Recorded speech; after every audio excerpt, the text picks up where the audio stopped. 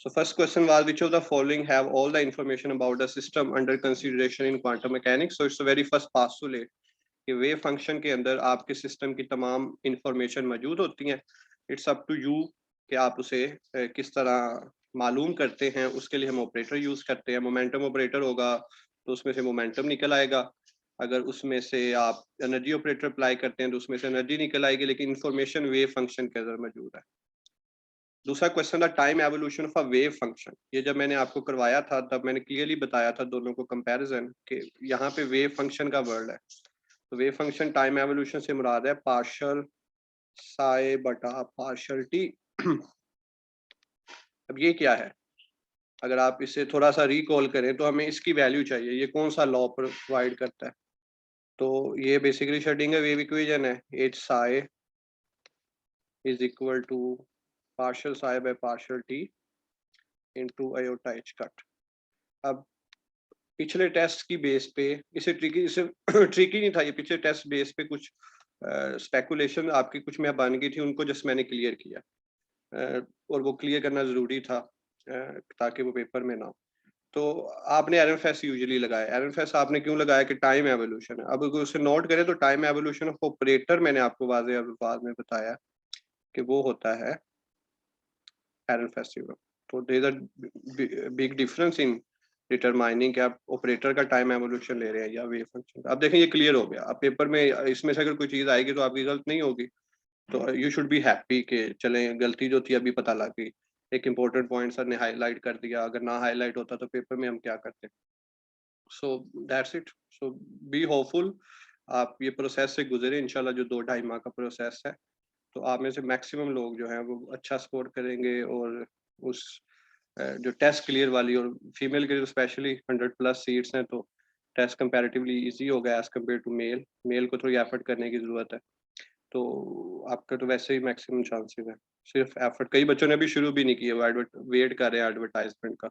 कुछ ने एडवर्टाइजमेंट के अप्लाई करने के बाद शुरू करनी है. कईयों ने आखिरी 15 दिन करनी है. तो आप उन सब में से बहुत आगे. Okay, the third question, quantum mechanics is about indeterminism. कि quantum mechanics is about probability. आप फिक्स नहीं हो सकते. शंकर जो आर शंकर जिसकी बुक है उसकी बड़ी फेमस लाइन है. उस ही सेड कि क्वांटम मैकेनिक्स को नहीं समझा जा सकता. एग्जैक्टली क्यों? क्योंकि ये बेसिकली तारीफ है क्वांटम मैकेनिक्स की. क्योंकि आप किसी भी चीज़ के बारे में सर्टेन नहीं हो सकते. आप इलेक्ट्रॉन की पोजीशन के बारे में सर्टेन नहीं हो सकते.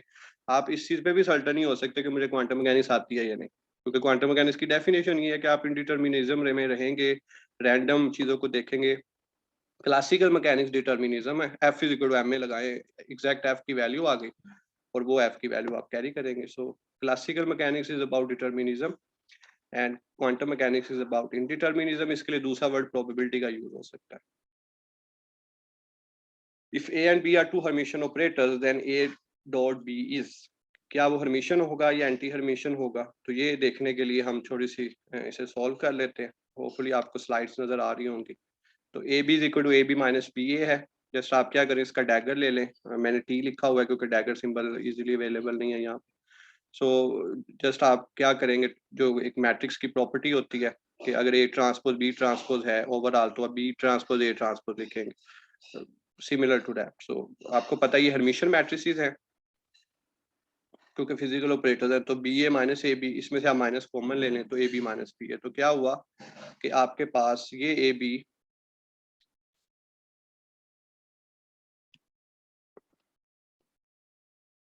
ये आ गया है बराबर equals to minus into A B.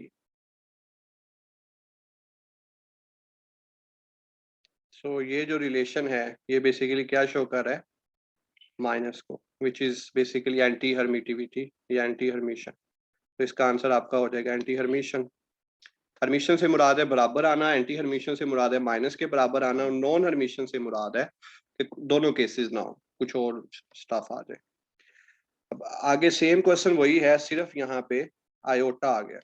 तो अगर हम दोबारा उसी स्लाइड पे जाएं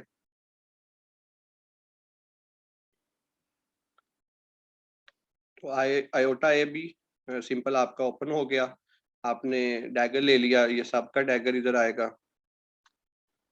ये बेसिकली ब्रैकेट के साथ है. तो आयोटा का डैगर मतलब कॉम्प्लेक्स कॉन्जुगेट वो हो जाएगा माइनस आयोटा. क्योंकि डैगर में दो चीजें हैं, कॉम्प्लेक्स कॉन्जुगेट भी है और ट्रांसपोज की प्रॉपर्टी भी है। और ये आ गया ए बी माइनस बी, ये सेम लाइक बाकी काम पहले की तरह हो जाएगा, सेम आपको पता है हर्मिशन है ये माइनस। अब इसमें क्या हुआ, जो इधर से माइनस आया वो बाहर वाले माइनस से मल्टीप्लाई होके प्लस हो गया। सो अब आप इसको अगर दोबारा बंद करें, सो आयोटा ए बी, तो आपका जो हर्मिशन है कॉन्जुगेट डैगर उसी के बराबर आ गया। तो which is the definition of hermiticity. तो लिहाजा इसका आंसर यहाँ पे हर्मिशन आ जाएगा। Okay, I am just giving a minute और 30 सेकंड जो नोट कर रहे हैं वैसे कर ले, या मे बी जस्ट स्क्रीनशॉट ले लें और बाद में से नोट कर सकते हैं।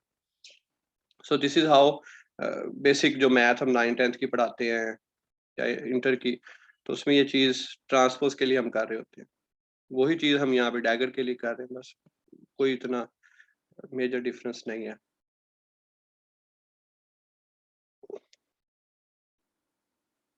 Okay, let's move on. Improper vectors in Hilbert space normalised to Dirac delta function, ये मैंने आपको प्रॉपर्ली क्लास में नोट डाउन करवाया था, ये शंकर की बुक की लाइन है और हमने उसमें डिस्कस किया था कि जो प्रॉपर वेक्टर्स हैं वो नॉर्मलाइज करते हैं यूनिटी के, जो इनप्रॉपर वेक्टर्स हैं वो नॉर्मलाइज करते हैं डिराक डेल्टा फंक्शन के। नॉर्मलाइज हो सकते हैं लेकिन वो डिराक डेल्टा फंक्शन के नॉर्मलाइज, डिराक डेल्टा फंक्शन एक पीक होती है जो कि एक खास पॉइंट पे सिर्फ वैल्यू देती है, बाकी पूरी तमाम हर जगह पे उसकी वैल्यू जीरो इन्फिनिट होती है या जीरो कह रहा है। Okay, if A is an operator then trace of U dagger A U, तो ये बेसिकली हम ये वाला काम कर रहे हैं, यू डैगर ए यू। तो अगर आपको याद हो जो मैंने आपको मैटलैब पे करके दिखाया था कि इस पे कोई फर्क नहीं पड़ता, सिर्फ इसको डायगोनलाइज करता है, आइगन वैल्यूज वही रहती हैं, आइगन वेक्टर्स वही रहते हैं, तो इससे उस पर कोई फर्क नहीं पड़ेगा। इसलिए तो हम करते हैं ऐसी ट्रांसफॉर्मेशन जिससे हमारे असल चीज ही में फर्क पड़ जाए, उस ट्रांसफॉर्मेशन का हमें क्या फायदा है। ट्रांसफॉर्मेशन की तारीफ ही होती है कि आप एक फ्रेम से दूसरे फ्रेम में चले जाएं, लेकिन उसकी जो असल माहियत है उस पर फर्क नहीं पड़ना चाहिए, उसके जो मेन कॉन्सेप्ट्स हैं या जो मेन उसके साथ फिजिकल पैरामीटर्स एसोसिएट है वो सेम रहने चाहिए। तो लिहाजा इसका आंसर ट्रेस ऑफ ए ही होगा क्योंकि उससे फर्क नहीं पड़ेगा किसी भी तरह का। If determinant of a Hermitian matrix is -3, what are the possible eigenvalues? This is considered कि इस टेस्ट का शायद मोस्ट ट्रिकी क्वेश्चन था, क्योंकि मोस्टली इसको बिल्कुल बेसिक सेंस में ले रहे थे कि अच्छा आयोटा को 3 आयोटा से मल्टीप्लाई किया और -3 आ गया, और हमें पता है डिटर्मिनेंट जो है वो आइगन वैल्यूज का प्रोडक्ट होता है। ये हमने लास्ट टेस्ट में पेपर में भी डिस्कस किया। ट्रेस जो है वो आइगन वैल्यूज का सम होता है, डिटर्मिनेंट आइगन वैल्यूज का प्रोडक्ट होता है। लेकिन जो चीज उन्होंने मिस की वो ये मिस की कि मैंने हर्मिशन मैट्रिक्स कहा हुआ है, और अभी नीचे ही एक क्वेश्चन आएगा जिसमें आपने खुद आंसर दिया है कि eigen values of Hermitian operator are real, complex नहीं हो सकते। तो ये भी कॉम्प्लेक्स है, ये भी कॉम्प्लेक्स है, और इस केस में जो आंसर है वो जमा करने से जरूर -3 आता है लेकिन मल्टीप्लाई करने से नहीं आता, और डिटर्मिनेंट का मतलब है मल्टीप्लाई करना।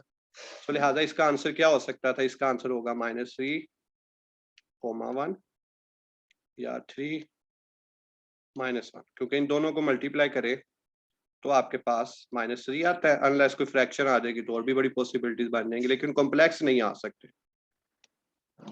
तो लिहाजा इसमें जस्ट ये ट्रिक थी, यानी eigen values of Hermitian operator are real, तो ये मैथमेटिकली मैंने वो चीज पूछी हुई थी। सो इट्स नो प्रॉब्लम अगर ये आपकी गलती हुई है, क्योंकि अब आप यूपीएससी में ये नहीं करेंगे और इससे बेहतर क्या हो सकता है।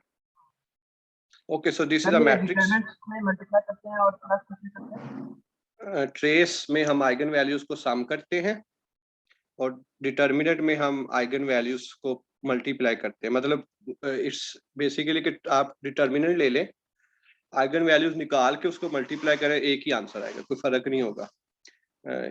इसी तरह अगर आप ट्रेस ले लें और आंसर निकाल के कर लें फिर भी हो जाएगा। अगर आप में से कोई मैथ पढ़ा रहा है, 10th की आपने पढ़ी हुई है, खैर 9th-10th, तो उसमें हम क्या करते हैं, वो सम ऑफ रूट्स और प्रोडक्ट ऑफ रूट्स निकालते हैं, -b/a/c/a। तो हम क्या कहते हैं कि आप पूरी इक्वेशन सोल्व करके जो रूट्स निकलेंगे उनको सम करें, वही आंसर आएगा जो सिंपल आप इक्वेशन दे के -b/a का। तो दोनों के अपने फायदे और नुकसान हैं। सो यहाँ पे भी वही था कि आप सारा करने के बाद वो करें या पहले सिंपल सम कर लें। तो trace is equal to sum of eigen values, determinant is equal to product of eigen values. Eigen values कैसे निकलती हैं? मैट्रिक्स को सॉल्व करके। ओके सो ये एक मैट्रिक्स थी जिसको जस्ट आपने, मैंने आपको कहा था कि ये मैटलैब स्टाइल में मैंने लिखा है। मैटलैब स्टाइल से मुराद है कि अगर मैं अहमद, इसको यहाँ इधर लिखता हूँ, दरवाजा पूरा बंद कर, just kindly दरवाजा keep your पूरा बंद mics कर दो। off, keep your mics off, or I should say Ahmed mic off करते हैं। तो 101, तो क्योंकि मैं ऐप में लिख नहीं सकता था उसको उस तरह, तो मैंने आपको कहा कि इस तरह इसे हम लिख सकते हैं। और ये अगर कंप्यूटेशनल फिजिक्स में वो आपको पूछता है कि एक मैट्रिक्स को कैसे लिखते हैं मैटलैब में, तो ये तरीका है। तो इट्स मीन कि वो आपकी एक इनडायरेक्टिव प्रैक्टिस भी है एक पीपीएससी के क्वेश्चन की कि मैटलैब में मैट्रिक्स को कैसे लिखते हैं। सो इसका मतलब होता है नेक्स्ट लाइन। सो इसकी हमने आइगन वैल्यू सिर्फ निकालनी है। तो आइगन वैल्यू जो इसकी आएंगी वो आएंगी, सॉरी मैंने ऊपर उसका नाम नहीं रखा हुआ, चलो ये कर लेते हैं। तो इसके आइगन वैल्यूज हैं 0 2 2। अब कई बच्चों ने इसे बिल्कुल ठीक किया लेकिन उन्होंने सिर्फ 2 निकाला है। So it's a 3x3 matrix. तो 3 आइगन वैल्यूज होंगी, 2x2 के लिए 2 आइगन वैल्यूज होंगी, 4x4 के लिए 4 आइगन वैल्यूज होंगी। ये क्वेश्चन आ सकता है, if a matrix having 100x100 order how many eigen values are possible? So 100। So अब ये दो दो क्या है, 2 वैल्यूज है। तो इसको हम फिर कहेंगे डीजेनरेसी है इसमें। ओ सॉरी, इसमें सर इसका आंसर ये 0 2 2 है जो कि जरिए नहीं है, तो इसको आप नन ऑफ दीज लिखेंगे। और सेम सर ये मैट्रिक्स के लिए ये डीजेनरेसी। सॉफ्टवेयर के अलावा हम कैसे सॉल्व करेंगे इसे? मैं आपको लिंक दोबारा शेयर कर दूंगा। हमने इसे थोरोली डिस्कस किया था कि ये किस तरह सोल्व करते हैं। उसमें जस्ट आप ठीक है। क्या करते हैं, डायगोनल एंट्रीज जो हैं, यानी मे भी आपने क्लास में किया है कि डायगोनल एंट्रीज में से लैम्डा जी माइनस सर। करते हैं, डिटर्मिनेंट 0 के इक्वल रखते हैं, उसका सिंपल आप डिटर्मिनेंट लेते हैं और वो सोल्व होकर ठीक है। आंसर आ जाता है। ओके, ठीक आई है। Will share the link again. Okay sir, thank you. अब मैं सॉफ्टवेयर यूज इसलिए कर रहा हूँ कि जब टाइम थोड़ा सा सेव करने की कोशिश कर रहे हैं। अच्छा, समवन से कि 4 2/3 की आइगन वैल्यूज क्या होंगी? तो लेट्स सपोज हम ये लेते हैं 1 0 1 0 2 0। ये आपका 2/3 का मैट्रिक्स बन गया, या 2/3 बना, ठीक है। इसको हम आइगन ले लेते हैं।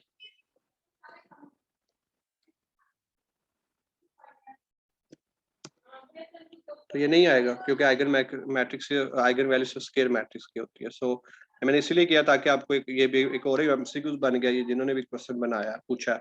सो आपको 2/3 मैट्रिक्स दे दी जाए और कहा जाए, यानी जस्ट इतना लिखा हुआ there is a 2/3 matrix, what are the possible eigen values, नीचे इसी तरह ऑप्शन दे दिए जाए, तो उसका आंसर यही होगा कि आइगन वैल्यूज नहीं हो सकती, उसके लिए स्क्वायर मैट्रिक्स होना जरूरी है। सिर्फ स्क्वायर मैट्रिक्स की आइगन वैल्यूज आती है, सिर्फ स्क्वायर मैट्रिक्स की आइगन वेक्टर्स आएंगे। Okay, if n is equal to 2, what are the possible values of spin quantum numbers for electron? It's always 1/2 minus 1/2 intrinsic property है, ये कभी भी चेंज नहीं हो सकती। x dot py x comma py commutation 0 होता है क्योंकि x comma px है, h कट ओवर 2 पाई होगा। अगर वो डिफरेंट होंगे ये कम्यूटेशन रिलेशन जब आप याद करते हैं या सॉल्व करते हैं तो ये आंसर 0 आएगा। Eigen value of non Hermitian operator are, eigen vectors of non Hermitian operators are non orthogonal, ये हमने चेक किया था। इधर से हम दोबारा अगर कहें तो आप इसको जूम कर सकते हैं, आपके पास स्क्रीन जो है ना, तो अगर मैं इसको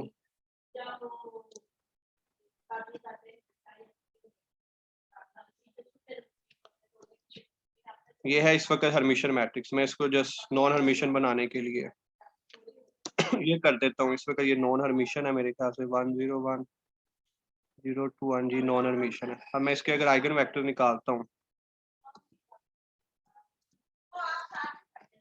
इससे कोई कंसर्न नहीं कि मैं इस वक्त क्या कर रहा हूँ, इससे कंसर्न जस्ट रखेंगे इसका आउटपुट क्या आएगा। तो ये जो u है ये आइगन वेक्टर्स हैं, तो मैं अगर u1 को मल्टीप्लाई कर दूं u3 से,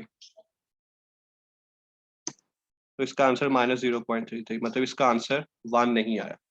ये बेसिकली मैंने इनर प्रोडक्ट लिया है पहले आइगन वेक्टर का तीसरे आइगन वेक्टर के साथ। सो ये सिर्फ नॉन हर्मिशियन ऑपरेटर के लिए। हर्मिशियन ऑपरेटर इसीलिए हम लेते हैं क्योंकि हमें ऑर्थोगोनल वेव फंक्शन चाहिए ताकि हम क्वांटम मैकेनिक्स को इजीली डील कर सके। सो इट्स अ मेजर, यानी आपसे पूछा जाए कि हम नॉन हर्मिशियन मैट्रिक्स क्यों नहीं लेके सिस्टम को सॉल्व कर सकते, तो ये इसका मेजर मसला है कि उनके जो आइगन वेक्टर्स है वो नॉन ऑर्थोगोनल होंगे और हमारी जो कैलकुलेशन है वो उसके अकॉर्डिंगली नहीं चल सकती।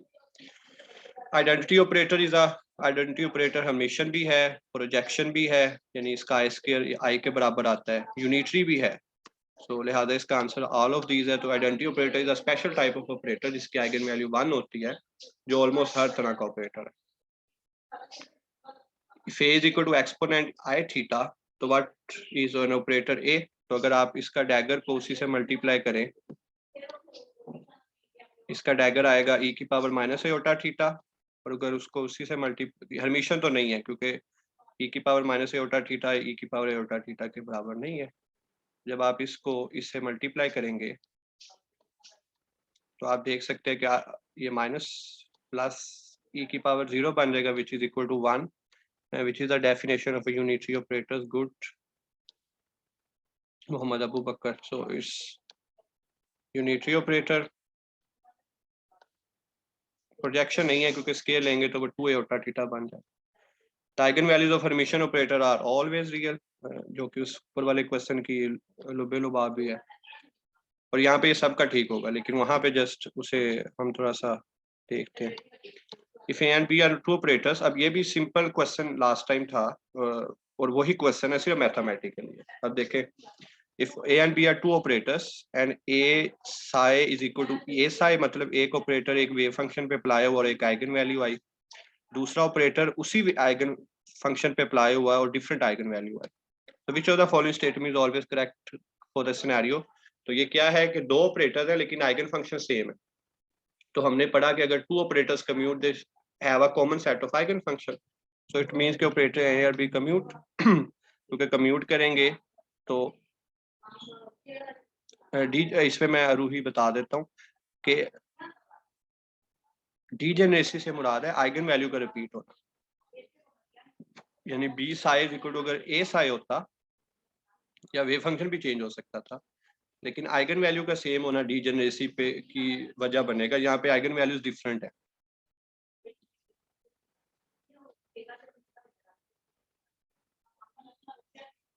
सो यहाँ पे हम जो कॉन्सेप्ट यूज कर रहे हैं डीजेनरेट स्टेट्स, बेसिकली यही मुराद है ना कि जब आपके ऑपरेटर्स जो है वो सेम होगा, ऑपरेटर सेम होगा, वेव फंक्शन डिफरेंट होगा। यहाँ पे ऑपरेटर डिफरेंट है ए बी, यानी इसको यूं समझ लें कि मोमेंटम ऑपरेटर अप्लाई किया और एनर्जी ऑपरेटर हमने अप्लाई किया, दो सेम वैल्यूज आ गई, ठीक है, कोई मसला नहीं, हो सकती हैं, आप खास सिनेरियो के लिए सेम वैल्यू ला सकते हैं। लेकिन मकसद ये है कि आपका ऑपरेटर जो सेम हो, मतलब दोनों में आप मोमेंटम निकालें, वेव फंक्शन जो है आपके उस लिहाज से हो, तो आइगन वैल्यू सेम आएगी, तो फिर हम उसे कैरी करेंगे कम्यूट। तो हर्मिशन के लिए ऐसा कोई नहीं है, यानी यहाँ पे अगर मैंने नहीं भी लिखा, वैसे इट्स अंडरस्टूड के हर्मिशन क्योंकि हम फिजिकली लेके चल रहे हैं, तो आप के आइगन फंक्शन तो हो ही सकता है ना, यूनिटरी ऑपरेटर को आप अप्लाई कर रहे हैं मिसाल के तौर पे, ये यूनिटरी ऑपरेटर है यू, ये कोई और है जो कि नहीं है। सो मेन मकसद जस्ट ये समझने का है कि if two operators commute they have a common set of eigen functions. इसको वो मैथमेटिकली इस अंदाज में पूछ सकते हो, थ्योरेटिकली जिस तरह लास्ट टेस्ट में था। और a non normalise eigen vector, इससे मुराद बेसिकली ये इस तरह का वेक्टर है, से मैंने वही मैटलैब नोटेशन यूज की है, इसको आप जूम कर सकते हैं। ये देखिए, ये आपका 3 4 है। अब अगर आप इस 3 4 को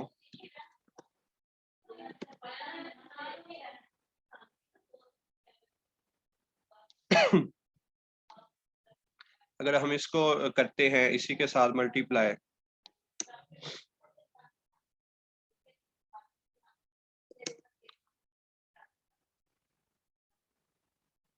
सॉरी सिंबल में कर देता हूं, तो ये आ गया 25। मतलब ये दोनों का जो नॉर्मलाइजेशन कांस्टेंट है, ये अबू बकर ने शेयर कर दिया कि what about degeneracy operator should be same wave function and this.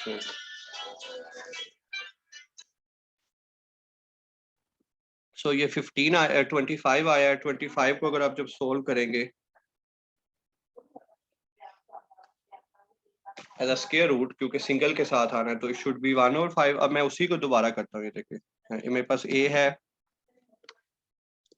तरीका इसका भी वही है, इनर प्रोडक्ट वाला हमने किया हुआ है, उसे दोबारा आप देख सकते हैं। 3 4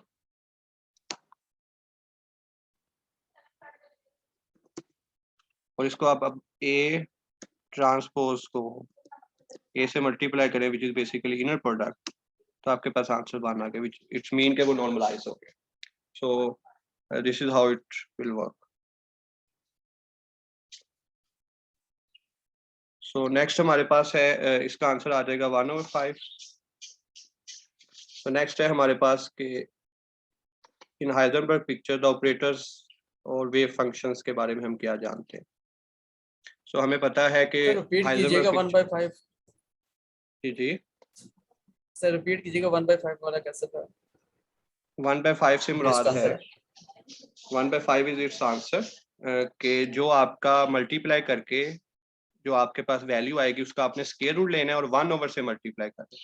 यानी इसका मतलब है कि जब आप मल्टीप्लाई करते हैं तो 25 को आपने खत्म करना है।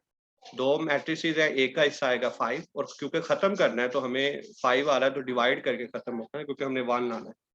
सर ये ऐसा So नहीं that's होगा why it's 1 is 1/5. Equal to 25 a square और 1/25 आ जाएगा जी और जी बिल्कुल, स्क्वायर ए रूट स्क्वायर लेंगे करके तो आप ए नॉर्मलाइजेशन कांस्टेंट ले लें, उससे भी ये बिल्कुल बेहतरीन हो जाएगा कि इसे आप ए इंटू मैट्रिक्स ले लें multiply by A into matrix, पहले आपके रो है फिर कॉलम है, उसको मल्टीप्लाई कर दे तो आपके पास A square into 25 is equal to 1 आ जाएगा।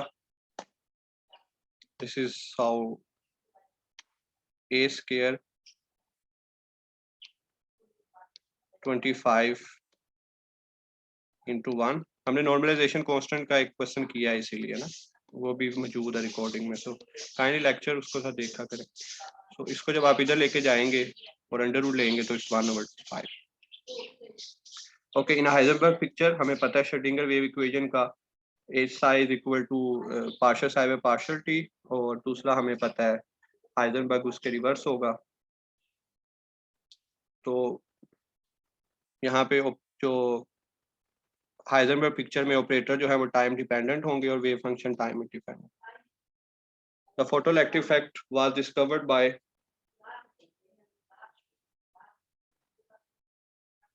तो ये क्वेश्चन एक इम्पोर्टेंट क्वेश्चन है जिसको क्लियर करने के लिए बेसिकली ये दिया गया कि जो फोटोइलेक्ट्रिक इफेक्ट डिस्कवर किया था वो किया था हर्ट्ज ने इन 1887, और जो डिस्कस किया था यानी एक्सप्लेन किया था it was okay, someone said Lenard. चले मैं इसको कंफर्म करता हूँ, लेकिन जो कंफ्यूजन मैं बेसिकली क्लियर करना चाह रहा हूँ क्योंकि मेरे मुताबिक ये हेनरिक रुडोल्फ हर्ट्ज है in 1887। There are some discoveries which have conflict, लेकिन जिस चीज में कॉन्फ्लिक्ट नहीं है वो कि इसको डिस्कस किसने किया था, इसको एक्सप्लेन किसने किया था, वो किया था अल्बर्ट आइंस्टाइन ने, और उसी एक्सप्लेनेशन पे अल्बर्ट आइंस्टाइन को 1921 में नोबेल प्राइज मिला। सो जस्ट मैंने क्वेश्चन आइंस्टाइन पे नहीं दिया ताकि ये एक क्लियर हो जाए कि दोनों में फर्क है। बाकी लिनार्ड वाला वो मैं देख लेता हूँ, समवन सेड इन चैट के लिनार्ड है, but I am quite sure क्योंकि ये एमसीक्यू हम पहले भी पूछते हैं किसी और लेवल पे, तो बाकी मैं कंफर्म कर रहा हूँ। The photoelectric effect was explained by Albert Einstein, which is most important thing here. Which of the following is are possible eigenvalues of the permutation operator? तो इसकी दो वैल्यूज होती है, +1 -1, क्योंकि जब परमुटेशन ऑपरेटर एक वेव फंक्शन में apply होगा तो वो सेम भी आ सकता है और एसिमेट्रिक वेव फंक्शन और ऑपोजिट भी आ सकता है और एंटी सिमेट्रिक वेव फंक्शन। तो एक केस में आइगन वैल्यू +1 और एक केस में -1। एक्स को LX इसको आपने जस्ट सोल्व करना है, इसको सोल्व किया जा सकता है। I didn't remember the value exactly. Honestly. Okay, commutation of lowering and raising operator is equal to, जब आप लोअरिंग और रेजिंग ऑपरेटर की सिर्फ आपने दो चीजें याद रखनी है, एक तो कम्यूटेशन रिलेशन याद रखना है और एक इसका प्रोडक्ट याद रखना है। बाकी उम्मीद है कि आपको उसमें से कोई चीज प्रॉब्लम नहीं करेगी। सो जो इसका कम्यूटेशन है उसकी भी वैल्यू एक एच का टाइप होती है और उसका प्रोडक्ट जो है वो एन के बराबर होता है, जिससे एनर्जी के ऑपरेटर आप एच में बना सकते हैं। तो लिहाजा 0 1 नहीं है। तो ये कुछ कम्यूटेशन रिलेशन आपने याद रखने हैं, एक लिस्ट बना लें जो आपको टेस्ट में आए हैं स्पेशली, ये तो बिल्कुल लाजमी। तो यही बेसिक डिस्कशन का मकसद है कि आप एक लिस्ट बनाएं उसमें डिस्कशन के नाम से और उसको सेव कर लें। ये आपकी रिवीजन है पेपर की। जब आपने पेपर देने जाना है और आपके पास सिर्फ 1 से 2 या 3 दिन का टाइम होगा रिवीजन का, तो फिर आपने इसी को गो थ्रू करना है। आप दोबारा बुक्स रीड नहीं कर सकते, ना इतना टाइम होगा। For a free particle potential is 0।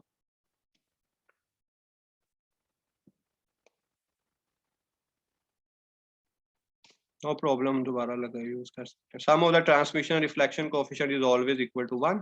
Transmission से मुराद है या तो ट्रांसमिट होगी या वापस आ जाएगी, दोनों को सम करेंगे 1 आ जाएगा।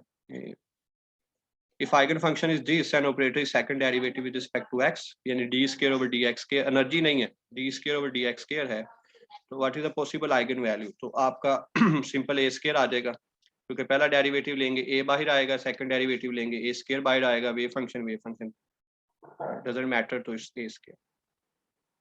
If a microscopic object penetrates through a classically impenetrable barrier, the phenomena is known